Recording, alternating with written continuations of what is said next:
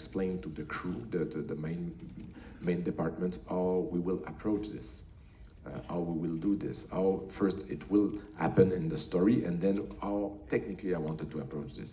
And a lesson that, something I was obsessed by in the first movie was that to bring as much nature as possible in front of the camera, to use nature as my main ally, as my main force, because the book is based on this exploration of an ecosystem, and the nature is at the heart of the book. So I did, if I make a movie about that, I don't want to be on stage. I want to be in the real desert. I want to feel the impact of the desert on the characters and capture that on camera. And so natural light. And when you do VFX, it's all about lighting. And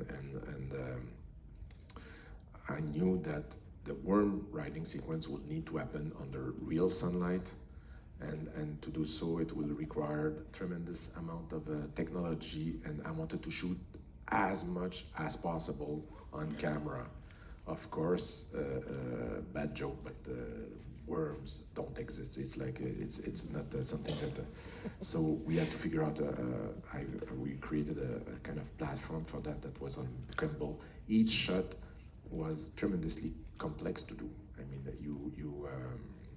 sometimes a shot will take half a day, sometimes 3 days, sometimes a week to accomplish a shot. It's because each shot was experimental, and I didn't want to compromise at all. So I said to myself, it's gonna take months to shoot that, because each shot was shot at the precise time of the day to have the perfect sun angle. Greg Fraser and I are compulsively obsessed, and we didn't want to compromise. So it's like each shot needed to be exactly and that's so. Can I do that? If I needed to, I could not shoot it in an ordinary way. I had to get out of my comfort zone and find a new way of it. It's a long answer, but it needs to be nuances. I want to know how you made the worm, because I want to make one at home. Yeah. So, but the idea is I had to create a special unit, a unit that will specialize on worm shooting. We call that unit the worm unit.